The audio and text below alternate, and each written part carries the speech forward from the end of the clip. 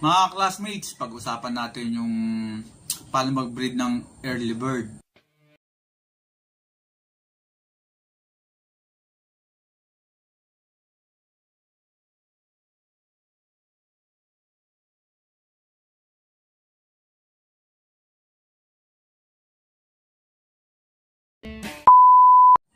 Mga classmates, pag-usapan natin yung paano mag-breed ng early bird. Or kasi hindi uso yung labanan ng mga istagan.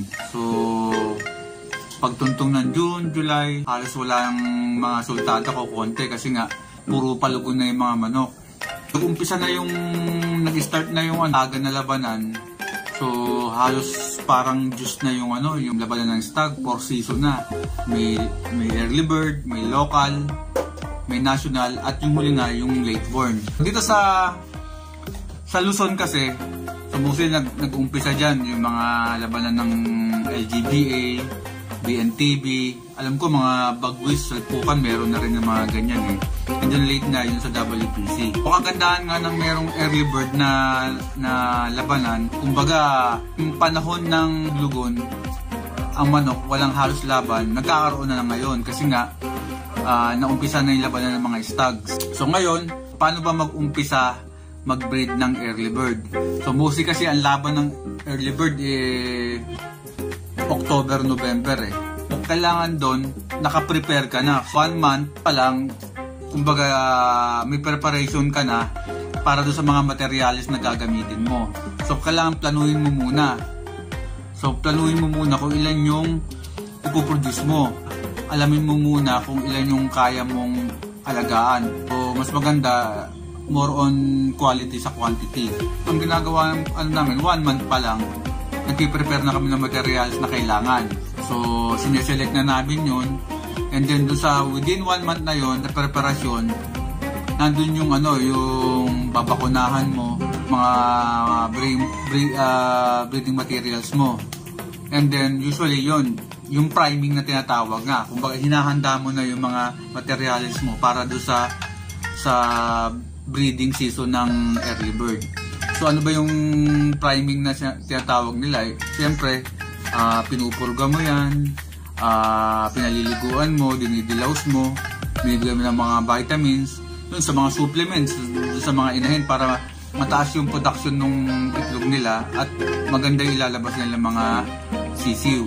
Noon dapat may preparasyon ka muna bago ka hindi salang agad. Kasi pag sinalang mo agad, hindi handa yung mga materials mo, mahina yung ilalabas na mga sisiw niyan. So yun. So more on planning. So mamaya, i-share ko sa inyo kung ano bang klaseng type ng breeding yung ginagawa ko. So yun yung pakikita ko mamaya. And then samahan nyo din ako mamaya kasi may mga naipon ng mga itlog doon. So gagawin natin, pupunta tayo doon sa hatchery na pinupuntahan namin. Mamaya, samahan nyo ako.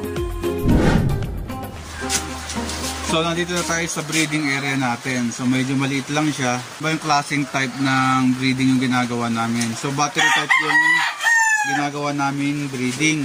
So single mating. Ibig sabihin nun, kada isang inahin, isang broodcock. Pansinin nyo, merong amber siya. Katulad nito, merong ang nakasalpak ditong inahin ay Perfection Roundhead, Mount Banahaw line. Ang kinross naman natin to sa Golden Boy na straight bred. O two-way cross siya.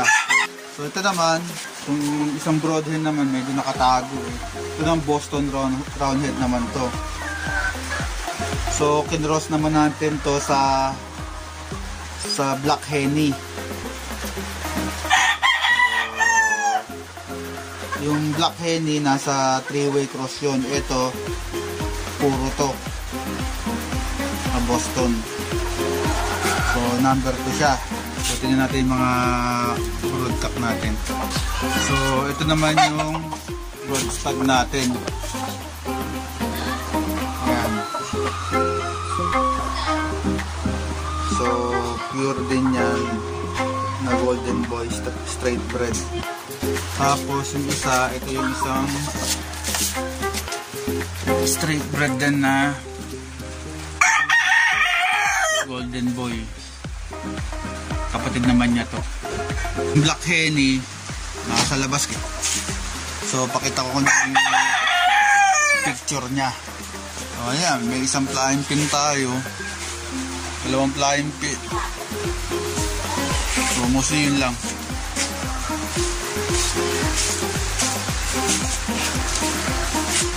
Basta importante lang dyan yung naka-record yung pag-breed nyo para na monitor nyo yung mga bloodline na kinakasan nyo. So mamaya explain ko sa inyo mamaya kung mga ilang percent lalabas yung mga pinagkukross natin. I-share ko sa inyo yun. Ngayon i-record na natin yung yung ilan yung mga itlog na sa number 1. So okay, number 1. So yung itlog niya, yung total na itlog na produce niya, ayun yun. So bilangin natin.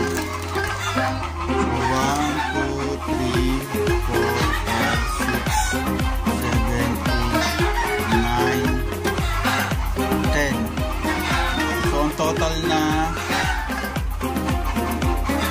itlog na number 1 ay dito natin ilalagay ito. So 10 pieces. So yan. So yung kombinasyon ng bloodline na yung perfection crown head sa golden boy sweater. So yung number 2 naman yung sa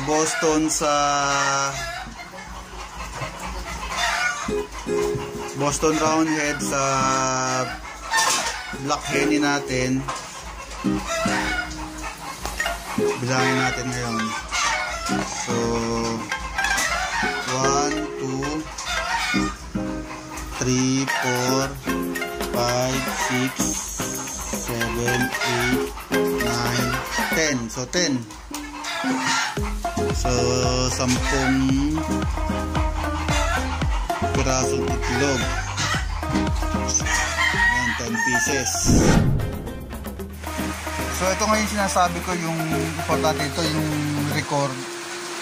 recording ng mga bloodline, kasi dito mo malalaman yung mga ilan yung inanak, ano yung mga bloodline naman nagpapanalo, yung mga kombinasyon. So importante kasi ito para malalaman nyo kung mataas yung percentage ng mga nanalo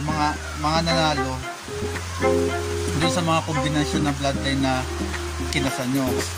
So for example ito, explain ko lang sa inyo. So yung kanina pinakita ko sa inyo yung number 1. So ang bloodline doon yung perfection crown head. So pure siya, and then kinross natin sa golden boy sweater. So AEGN bloodline yan. So 100% yung niya, ibig sabihin niya pure. So alam naman natin wala namang pure, kaya lang kumbaga at least may record tayo para nalalaman natin na yung bloodline nito ay mataas yung pagka golden boy niya. So importante kasi yung mga breeder na kinukuha ninyo, kilala nyo at honest. So ang gandaan pa rin yan, kailangan may record kayo. So nakalagay nga dyan yung date of hatch. So yun nga, nakalagay October 11 natin kukunin yun. So kailangan, importante, pag oras na nakuha na natin, magmamarking tayo ngayon. So yung number of chicks, so mali ito eh. So dapat ito number of eggs. So mag-ano na lang tayo ng isang sulatan na lang natin. So yung number of chicks, pag kung ilan na yung napisa. So dito malalaman natin pag 1 month kung male o female. So ilista din natin yan. So ngayon, kung napisa na yung sisiw na yun, mapababae o mapalalaki, ito na magiging percentage nung bloodline nung babae o lalaki. So magiging golden boy sweater siya na 50%. Kasi mahati na yung yung bloodline nun eh. From yan 100 magiging 50. 50 na lang siya. So, yung lalaki yon. Yung perfection ng roundhead naman na babae, nakalagay dyan, ayan, no, 100. So, magiging 50 na lang siya. So, mangyayari dyan, two-way cross yan, 50-50. So, importante yan. Pag nakita nyo na yung babae at lalaki, yun na yung magiging bloodline nung percentage nung bloodline nung kinasan yung materials. So, nandito tayo sa T. Samson Road sa Caloocan. So, tatao kay Pentacasi, magsasalang tayo. So, dito tayo nagsasalang ng mga papipisahan natin. So, ito si Dinognog. Ito yung usually in charge sa ano, sa hatchery. So, isasalang natin ito pang early bird to. So, nasa 25 pieces yung ano natin, isasalang natin. So, matagal na tayo nagsasalang kay Pentacasi. So, mostly wala tayong problema dito kasi kabisado nila talaga yung ano, yung lalo na pag nagsasalang ka ng ipapa-incubate ka ng ano, ng itlog dito. Inaayos na ni Nogdog yung ano. So, importante kasi dito yung groupings kasi pasinin nyo nga, di ba may mga number yan, mga yan. So, importante yung groupings para namomonitor mo kung sino yung mga bloodline yung mga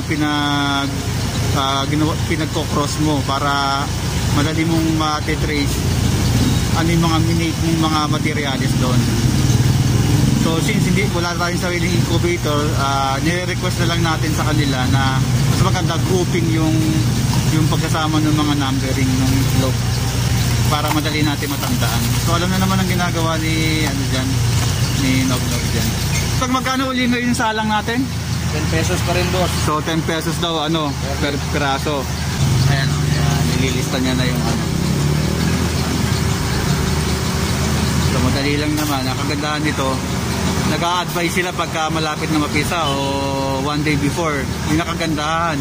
Ayan, yung proseso niya, kinakandle na nog. Kung may pasok po o pwede pang isala. Ayun. Yun yung proseso nun, kinakandle yan. After 11 days, tsaka pa lang po natin malalaman kung magkakasimilya po siya o hindi. Ayun. So, yung mga beginners dyan, yan. Yung mga nagbibigay siya ng tips para doon sa mga bago. So, yung mga matatagal na, so alam na naman nila yung mga proseso niyan eh. So, ginawa lang natin ito sa mga beginners. Lalo yung mga nag-uumpisa pa lang mag-alaga o mag-breed ng mga Texas na manok. Halos lahat po sila perfect. So, halos lahat daw. May mga alam po sila lahat. Pwedeng isalang sa incubator. Ayun. After 11 days po, kakandlingin po ulit natin siya para po malaman natin kung ilan po magiging fertile. Ayun. At magkakasimilya sa mga natin, sa mga itlog na dala natin po dito. Ayan. So, nakita nyo. Maganda yung pagkakapaliwanag ng Nogdog doon. So, pinakagandahan nito, na-experience nyo yung ano, yung paano magsalang, magpa-incubate. So mostly ganun lang yung ano, yung proseso na ginagawa natin from dun sa galing tayo sa bahay kanina. So mamaya i-update ko sa inyo kung ano na nangyari dun sa iba pang details pagsalang natin dito sa Pentacasi. So mamaya uli. So ayun, nakita nyo na yung ano, yung bedding area ko. Klase ng type ng breeding na ginagawa namin. So, kasi single mating o battery type yung ano, yung proseso. So kasi based dun sa experience ko at saka paniniwala ko na yung single mating kasi dun mo kasi matitrace yung mga nagpapalalong ng mga bloodlines. Kasi ewan ko lang, iba-iba naman tayo ng ano, ng paniniwala. Pero sa akin kasi kung makikita sa single mating kung ano yung nagpapanalong mga bloodlines o inahin na nagpo-produce ng mga mataas yung percentage na nagpapanalo. Kasi sabi ko hindi naman lahat sa magkakapatid. For example, sa mga inahin, naglalabas na magagaling, mataas yung percentage na nagpapanalo. So doon, sa single meeting, malalaman mo na agad. Kasi, pansinin nyo, di ba? Sinad ko doon yung recording. Kasi doon mo malalaman kung ilan yung nilabas na babae, lalaki. And then, siyempre, yung sa lalaki, malalaman mo na agad kung maganda yung resulta. Kasi nga, yun yung kagandahan ngayon. Less than 1 year, malalaman mo na kung ididiretso mo yung grading na yun. Kung mataas yung percentage na nagpapanalo yung particular na bloodline na kinross crossbreed mo.